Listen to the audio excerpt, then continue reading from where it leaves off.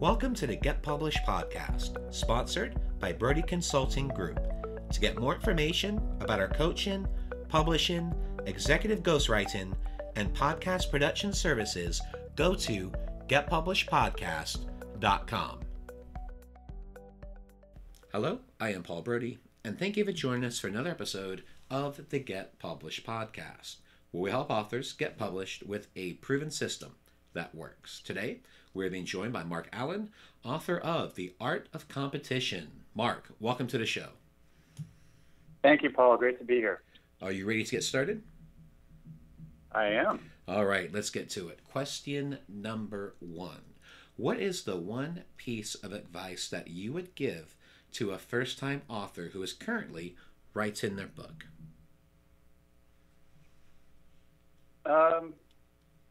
Well, the biggest piece of advice I would say there's a couple of things, of course. Be willing to edit and re-edit and re-edit and re-edit. You know, it's not writing a book, as everybody knows, who's ever written one. It's not a one and done kind of a thing. You don't write it and then it's perfect. You write it and then you edit it, and then hopefully you have another person or several sets of eyes who can go through it and give editing comments, and then you kind of have to go back and integrate a lot of that in there. You know, The Art of Competition, it's everything in there I wrote, and it's basically a book with that's based around 90 quotes about challenge and overcoming obstacles and achieving personal excellence. And the backdrop, of course, is sport. I used to race triathlons. I won the Ironman World Championship in Hawaii 6 times. So I use a lot of parallels from racing and competition, but it's fun in a way that creates art out of something that most people just consider to be athletic through those quotes.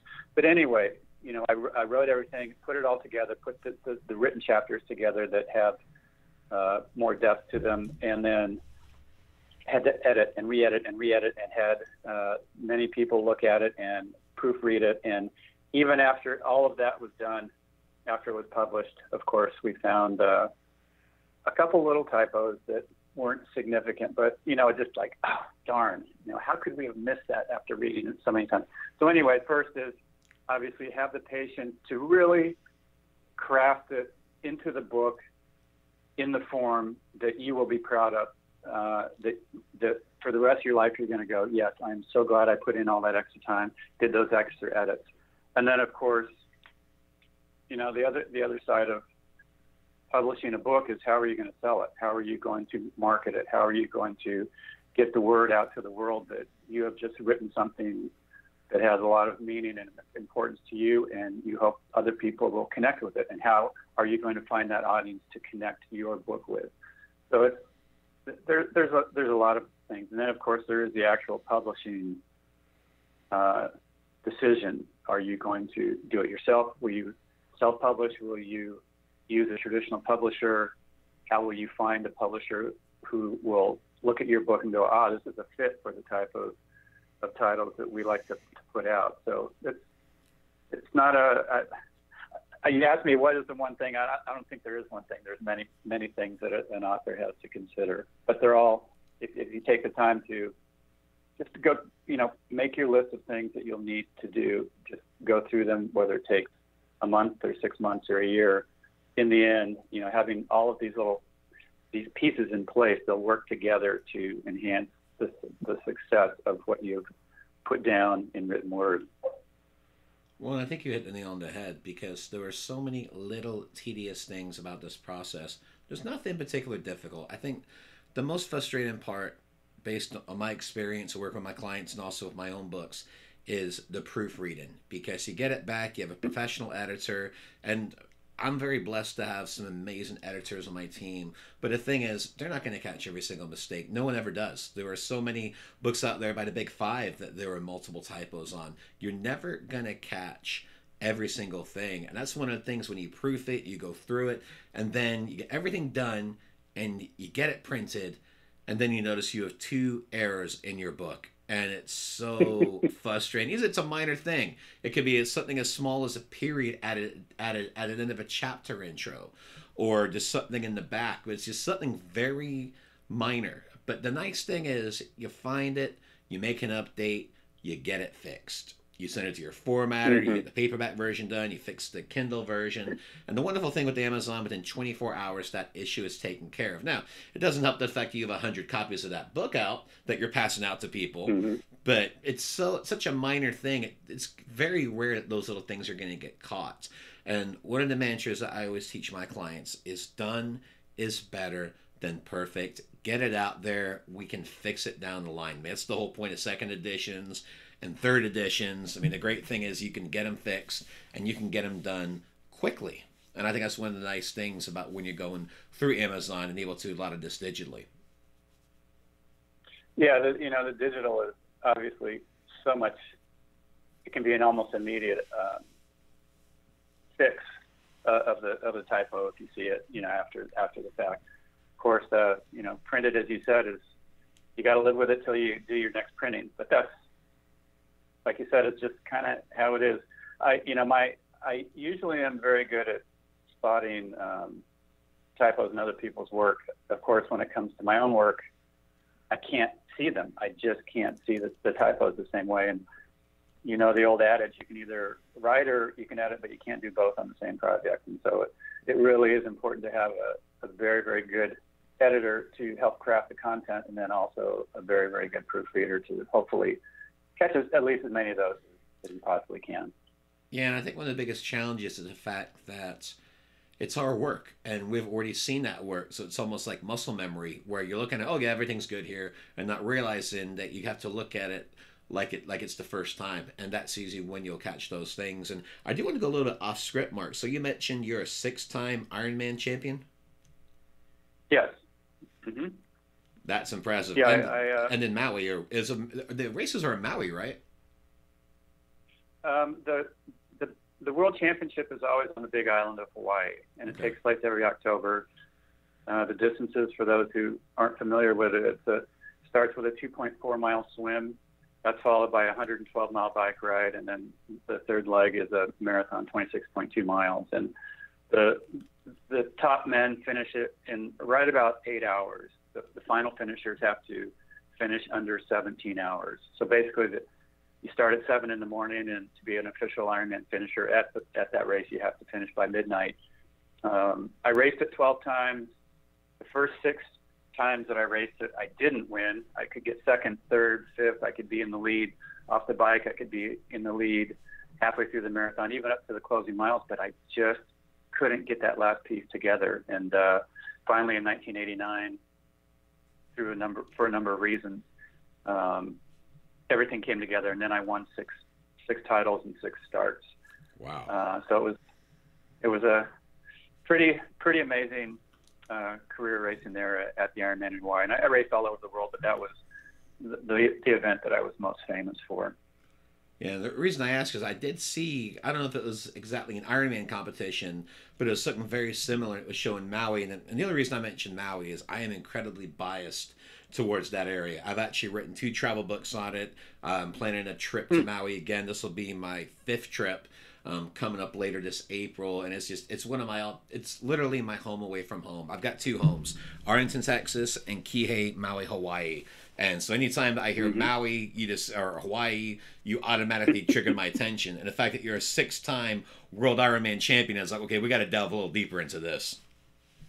Yeah, and it was a lot of the lessons that I learned in the race, and through racing, and through training, through preparation, and through clearly some disappointments and some setbacks, that a lot of the content for the Art of Competition came from. And it took me many years to actually be able to kind of articulate the things that I had learned in the race. People would always ask me, well, what were you thinking about? Or how did you keep going for so long? Or what made you so able to just be stable in the midst of all that chaos of racing that you have no control over everybody else? And, I would come up with these kind of basic answers and basic comments about it, but it always felt like it was falling short.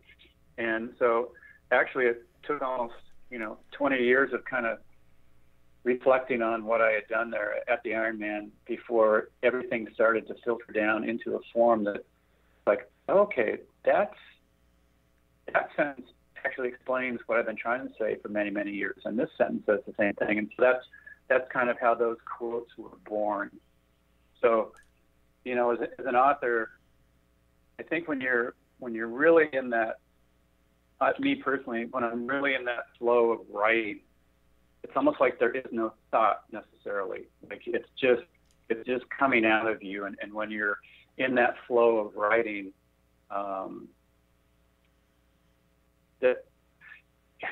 it's like you have stepped aside and you're just completely absorbed and engaged in watching these words come out on paper or on your computer screen.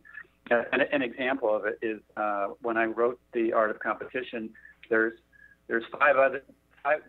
The quotes are each paired with a photo from nature. So if you love Maui, you'll love this book because it's a coffee table book, huge, beautiful photos of nature, and each one has a quote that goes with it.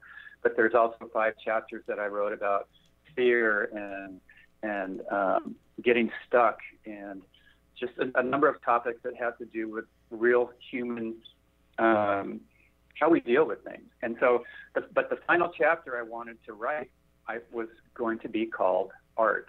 And that was going to be the story of my first and my final Ironman, because those were kind of the bookend hallmark races of my career. The very first time I won, and then the final one that I won at age 37, which at that time made me the oldest champion of the race ever. And since I had quit racing in 1996, I told the stories of those races hundreds and hundreds and hundreds of times. And I thought, what am I going to say differently this time that I've never said before? And for over a month, I would sit down to write that final chapter, and not one word would come out. And I thought, if I don't have this chapter, then the book isn't the book, because it doesn't bring it full circle. And I was not quite ready to give up, but I was certainly frustrated that it wasn't coming. And then one day I live in Santa Cruz, California, and I surf quite a bit. And so I went out in the water and was surfing, and I was just kind of sitting out there and kind of daydreaming. And I wasn't even really thinking of the book, The Art of Competition.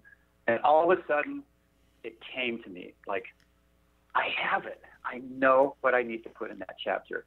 And I came back in and I took a shower and sat down in front of the computer, and the whole chapter just came pouring out of me. So, as an author, if you're at a point where you know that something's not right and you don't have the idea, again, have the patience to just sort of daydream about it and take the time until you really know that, yes, this is what needs to go in this place, in this paragraph, or that's what this chapter has to be about. Sounds like you're in a zone. It is. It's like you're in that zone or that flow, and it's that super creative space that it's like, in one sense, you yourself in your thinking mind couldn't really come up with it. It's like there's you're tapping into some other part of yourself or the universe or life itself, and it's just flowing through you and out onto the page. Well, I know we've already touched on this a little bit, but I do want to ask, what do you feel is the hardest part about getting published? Well, the hardest part is something that you kind of alluded to, and when you said it specifically, done is better than perfect. Mm-hmm. And at some point, you have to just say, okay, now it is done. And that can be a hard decision. Like, you go through it, you edit, you re-edit, you proof. And at some point, you just have to say, okay, it is ready now. This is ready. And that's a hard decision to make. It's almost like, in one sense, when you make that decision, you have retired from the writing process for that book. So it's almost like it's like kicking your kid out to go to college, or it's almost like you die a little death in a sense, because there is no tomorrow on this book. It's done now. But so anyway, for me, that was kind of the hardest decision. Like, okay, yes, now it's done. And of course, there are the other things, as we spoke earlier, of just having the patience to continue to edit until it is in a form that you really are proud of, and you go, yeah, okay, this all flows the way it should.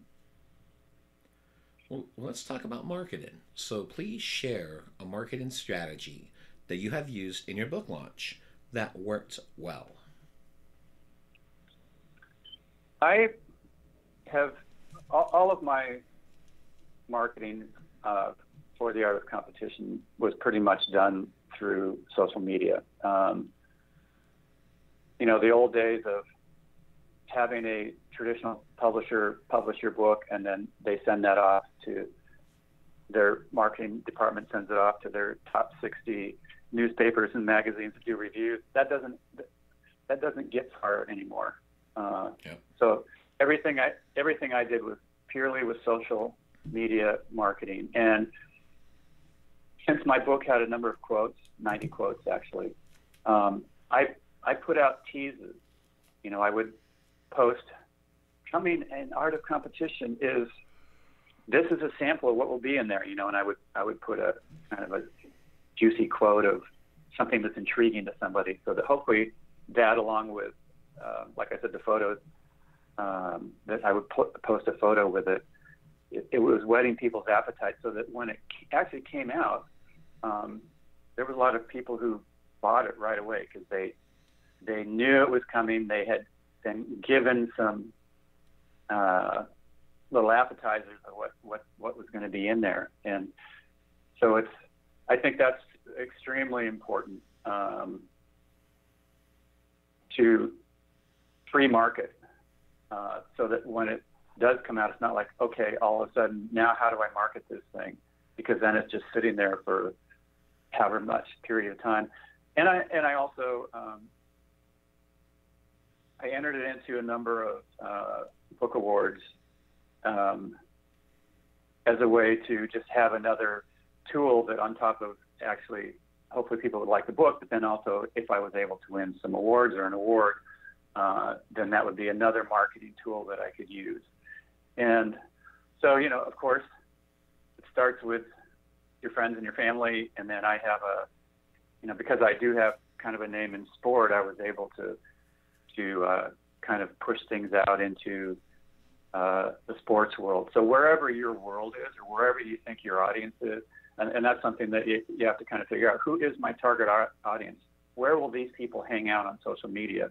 What tags will they be looking for that would prompt them to actually connect with my book? Seeing your book and connecting with it and purchasing it are two different things.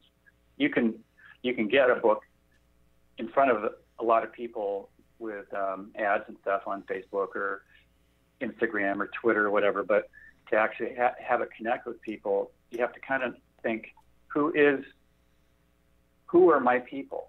Who will be excited to pick this book up and read it? And so those are a few things that I was thinking and implemented and put in place. Well, let's talk about your favorite book. So what is your favorite book, and what was the number one thing that you learned from it? That's a great question. My favorite book at this moment is one it's called Barbarian Days: A Surfing Life by William Finnegan, and it won a Pulitzer Prize, I think, in 2016 or something like that. Anyway, it's about a guy who grew up in Oahu and started surfing as a kid, and it's a story of a life of surfing, which somebody sent me the book because they know I surf and they thought I would like it. And the backdrop of surfing it's just a backdrop. What I really love about the book is that it's a story that's written and crafted in such an amazing way that it's like just reading the way he put the words together. The way he put the words together, when you read it, it's like soothing to your eyes. It's soothing to your brain, and it just attracts you. Sort of like, it's almost like it's a song with beautiful lyrics, but there's no music. But it has a rhythm and it has a flow. And so anyway, what I really, really loved about it is that I think you can take any story from your life. And if you use the right words, it will engage pretty much anybody who reads it. So they don't have to be into surfing, let's say, to really, really love this book, or you don't have to be a triathlete to love The Art of Competition, or whatever it is. So anyway, it was just an affirmation to me that, I think sometimes authors might actually limit who they think they can target with their book. But if it's written in the right way, your audience can be immense compared to the niche of the actual topic that's being written about. And so I loved it for that reason. And for our final question, what is your favorite quote and why? My latest favorite quote is, how you do anything is how you do everything. And I don't know who wrote it. I saw it about a year ago. And at first I was like, how you do anything is how you do everything. And I didn't quite get it. And so then I started watching how I do things. And then I was watching how other people do things. And so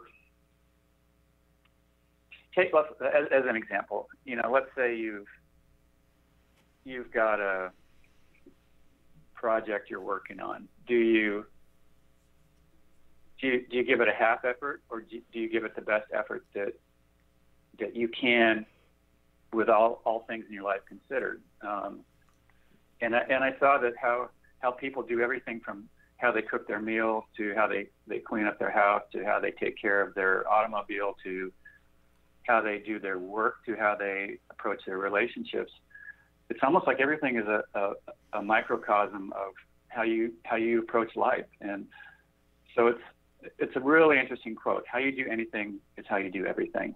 Of course, there's probably exceptions and people could argue it, but for me, it was actually a real eye-opener. And so it's helped me to just get a little more thorough with everything I do, because I saw, in some sense, I am a little bit lazy with a lot of aspects of my life. And the things that I have a lot of passion for, of course, the laziness gets hidden deeper down. But even in those things, I do have a certain amount of laziness. And so it's helped me to sort of build my life into something that I would call just a practice, of how do you approach things? How you approach anything is going to help you. If you improve one thing, it's going to help how you approach everything. Well, Mark, I want to thank you for being a guest on the show. What is the best way for people to find you online? The easiest place to find, well, you can find me on LinkedIn. You can also find me at my triathlon coaching website, markallencoaching.com. You can also see another book that I wrote with a gentleman, Brant Secunda, called Fit Soul, Fit Body, 9 Keys to a Healthier, Happier You. And it's interesting, that book we did through a traditional publisher. The Art of Competition I self-published. And so they were, each avenue had its advantages and disadvantages. With a traditional publisher, if you're having actual books printed, it's not just going to be electronic. It's a really good way to go, just because when they're printed, where are you going to store them? How are you going to get them to Amazon when they need them? It just makes it so much easier. You earn less per book than you would if you self-published. Self-publishing, though, is you earn more per book because there's not a publisher who's earning their percentage of it. But anyway, FitSoulFitBody.com is also a place where you can see information about what I have coming up and workshops and that book called Fit Soul Fit Body. Well, Mark, thank you once again for being on the show, and I wish you all the best in your author journey ahead. Thank you so much, and good luck to all you authors out there. Keep writing. Thanks again for joining us today. To learn more about how you can be featured in our brand new Get Published business book, go to getpublishedpodcast.com.